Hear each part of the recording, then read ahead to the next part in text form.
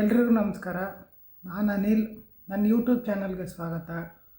ಇವತ್ತು ಈ ವಿಡಿಯೋದಲ್ಲಿ ಯಾವುದ್ರ ಬಗ್ಗೆ ನಾನು ಮಾತಾಡ್ತಿದ್ದೀನಂದರೆ ಪಂಪನ ಆದಿಪುರಾಣದ ಬಗ್ಗೆ. ಮೊದಲು ಪಂಪನ ಬಗ್ಗೆ ಪರಿಚಯ ಮಾಡ್ಕೊಂಡ್ಕೊಟ್ಟು ಮತ್ತು ಆಮೇಲೆ ಈ ಆದಿಪುರಾಣದ ಸಾರಾಂಶ ಏನು ಅಂತ ನಾನು ಹೇಳ್ತೀನಿ. ಮೊದಲು ಪಂಪ, ಇವನ ಕಾಲ ಬಂದ್ಬಿಟ್ಟು 600ರಿಂದ 1100ವರೆಗೂ ಇವೊಂದು ಕಾಲ ಬರುತ್ತೆ. ಮತ್ತು ಅದಾದಮೇಲೆ ಇವನನ್ನು ಪಂಪಕವಿ ಎಂದು ಕರೆಯುತ್ತಾರೆ.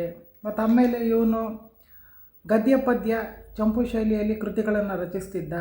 ಮತ್ತು ಅದಾದಮೇಲೆ ಇವೊಂದು ಪ್ರಮುಖ ಕೃತಿಗಳು ಬಂದುಬಿಟ್ಟು ವಿಕ್ರಮಾರ್ಜುನ ವಿಜಯ, ಆದಿಪುರಾಣ ಮುಂತಾದವು.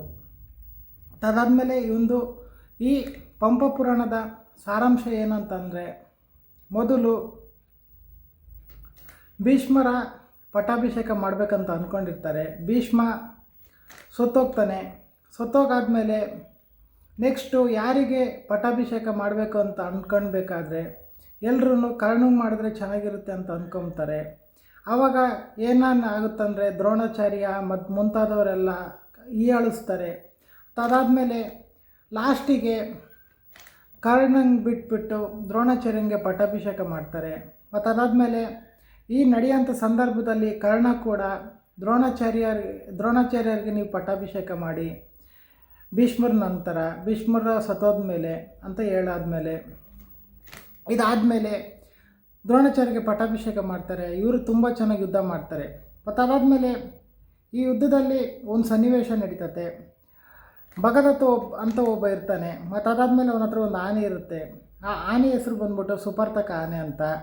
ಇವರಿಬ್ಬರು ಏನು ಮಾಡ್ತಾರಂದರೆ ಭೀಮನ ಮೇಲೆ ಯುದ್ಧ ಮಾಡೋಕ್ಕೆ ಮುಂದಾಗ್ತಾರೆ.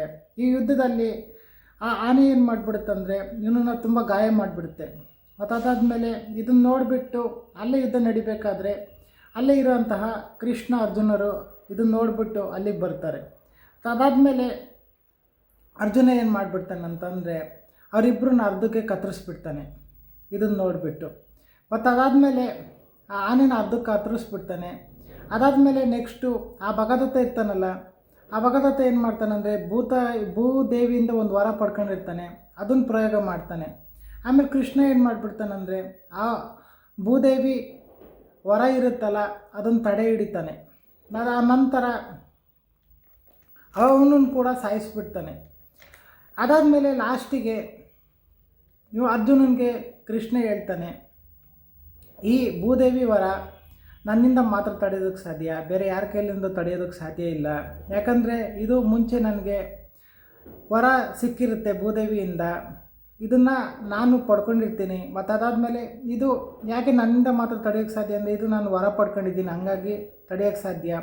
ಅದು ಈ ಭಗದತ್ತ ಬಂದ್ಬಿಟ್ಟು ಈ ಭೂದೇವಿ ಮೊಮ್ಮಗ, ಹಂಗಾಗಿ ಈ ವರ ಸಿಕ್ಕಿದೆ, ಹಂಗಾಗಿ ಅವನು ಇದನ್ನು ಪ್ರಯೋಗ ಮಾಡಿದ ನಮ್ಮ ಮೇಲೆ ಅಂತ ಹೇಳಿ ಇದು ಮಾಡ್ತಾರೆ.